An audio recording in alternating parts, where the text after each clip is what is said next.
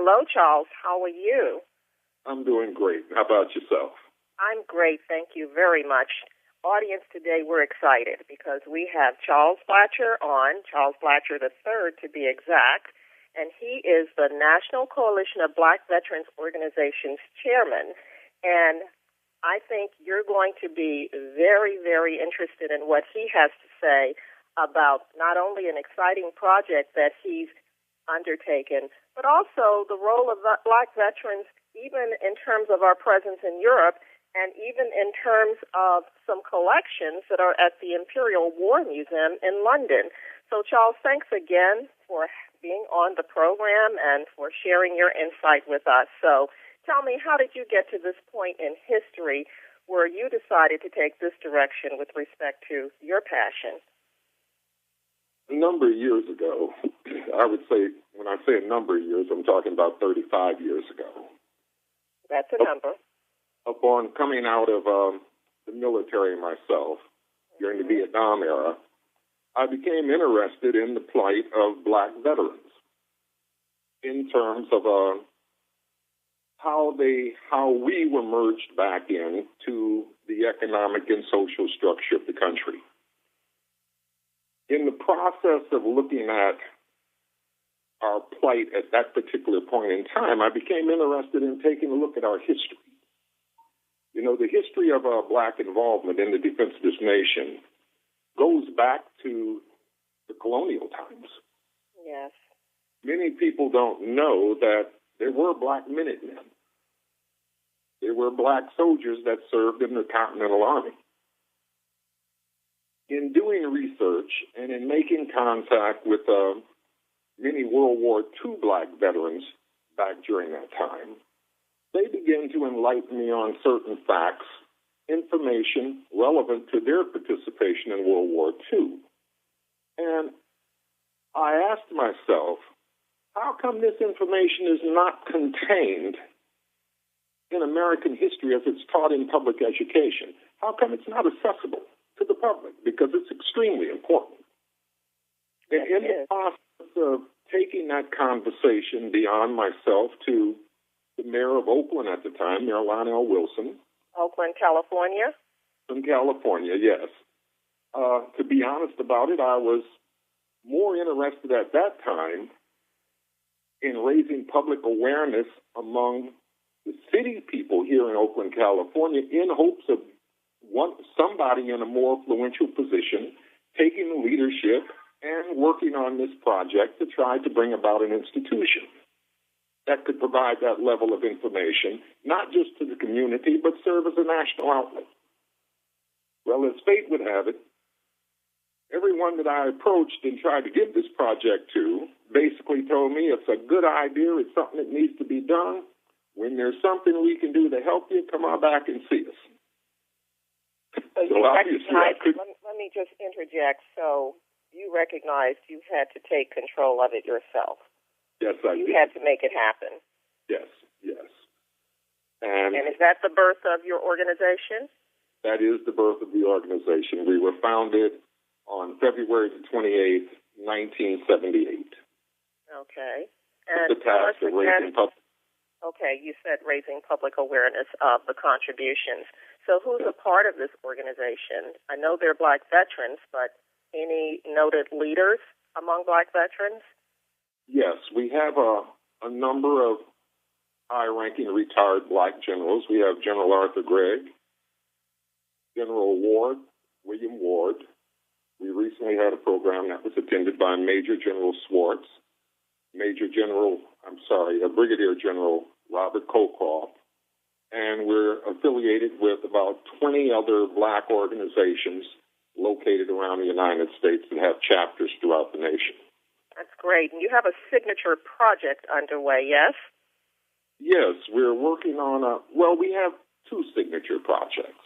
Okay. One entails seeking an honorary promotion for the legendary soldier diplomat Colonel Charles Young. The other entails erecting a national monument in Washington, D.C. in honor of Colonel Young and the outstanding contributions of all Black soldiers, men and women, in the defense of this nation. tell us a little bit about Colonel Young, please. Colonel Young was an extraordinary individual for his time. He was the third black graduate of West Point, and he was the highest-ranking black officer to serve in the United States Armed Forces during the early 1900s. Many people feel to this day, and us included, that had it not been for the racial climate of the era, Colonel Young would have been and should have been the first black general in the United States Armed Forces. And we have called on President Obama to redress that history and to rectify the injustice that was committed by offering him an honorary promotion to that rank. And you mentioned the monument in his honor. I'm understanding that you recently looked at a clay modeling of that monument that was done by a sculptor? Yes, we have been fortunate to secure the services of a master sculptor, Antonio Tobias Mendez. And he has fashioned the clay model, which will be formed into a bronze casting of Colonel Young on horseback. Upon its erection in the nation's capital, it will be the first statue of its kind of a black Army officer on horseback in our nation's capital. I had a chance to look at that clay model, and it's quite extraordinary. What was most interesting to me was that the military brass there took such detail in looking at the modeling to determine its authenticity. It was a very moving experience to see them do that, and you could sense how honored they were to be a part of this making of history. That feeling was obvious in the room, and I appreciated the fact that the manner in which the detail was attended to was at such a high level. Absolutely. I want to add, too, that model will be one of 13 leading up to the monument. Can you tell us a little bit about that? Why 13? The number 13 symbolized the 13 original colonies that made up the United States. And it makes reference to the fact that our participation has been in the defense of this nation from day one. So the number is very symbolic. Mm-hmm. Now, let me go to London for a bit, because I know you took some time to go there to do some research, correct? Yes, I did. Yeah, I took some time and went to the Imperial War Museum to take a look at their collection to see what they had in regards to black military history. Well, since our focus is on U.S. history, some might think that going to the Imperial War Museum is an odd place to go, looking for American military history, but I was made aware that there was some material in the holdings of the institution. So I was interested in seeing exactly what they had, so I made the trip over and spent about 2 weeks going through their inventory to take a look at the history that they contained. It was a very interesting experience because they had a wealth of material, and my first question to them was, how did you go about acquiring this information? Because I had also visited the National Archives, and some of the information I found in the Imperial War Museum was not contained in the National Archives here in America. Interesting. Well, I was told that at the conclusion of World War II, the United States government gave the information to the British government because they said that they were not going to bring it back to the United States until the British government, they could do whatever they wanted to do with it, which included destroy it. The British government chose to archive the material, and we're extremely fortunate that they did, because in going through some of the material, we found that some of the photographs in the collection are marked on the back not to be shown in the United States of America. Amazing.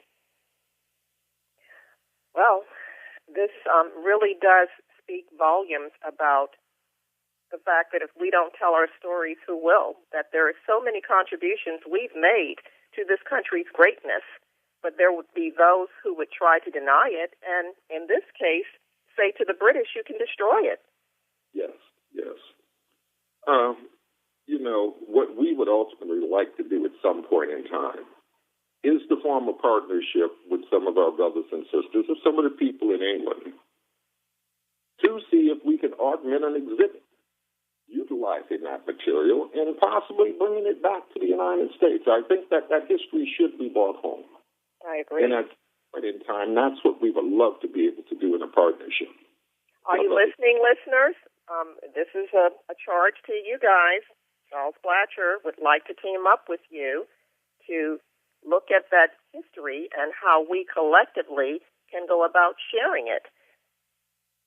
The benefit to there being so lack of attention that has been given to the history historically is that it allows us today to be able to take charge of the responsibility of interpreting our own history. Yes. What's important and what I think people need to realize, the what factor in history is only important if you understand why. That's true. It's one thing to talk about the airplanes that the Tuskegee Airmen flew, or the tanks that the 761st Tank Battalion rode in as they led the charge for General Patton in his charge across Europe. But it's another thing to understand the social condition that existed at the time that these men and these women were serving in the defense of this nation.